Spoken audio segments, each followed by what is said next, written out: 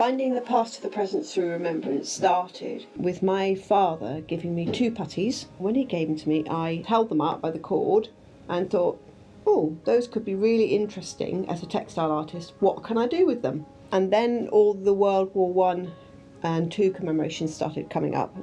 And so an idea came up about putting poppies onto puttees and creating a hanging installation of 100 puttees, one for every year of the commemorations.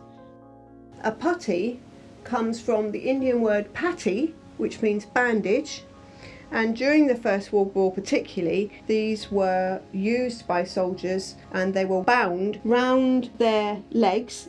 Foot soldiers went from the ankle to the knee, and I believe cavalry went from the knee down to the ankle. We have been running a series of workshops. Each was completely different. We started with the British Legion, which was really relevant, starting with them. Each workshop has been amazing. Everybody has been so welcoming, had fantastic help. All the people really managed to get into the project and really make a great piece of felt, which was the whole object of the thing. The more felt we have, the more obviously poppies we have.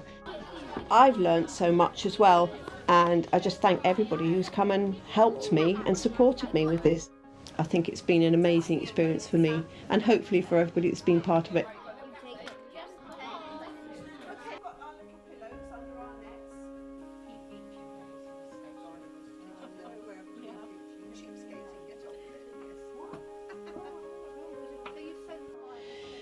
Each of these puttees has a random number of poppies on it, and it's as if the poppies have naturally just fallen down the puttees.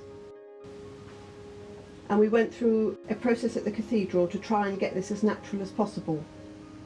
The local link I found was that I looked on the back of some of these puttees and they had a stamp on them, and on this stamp it had Fox. So I looked up online and discovered there was a company called Fox Brothers. They were actually commissioned by the government during the war to create 41,000 miles of cloth, 12 million pairs of puttees during the First World War.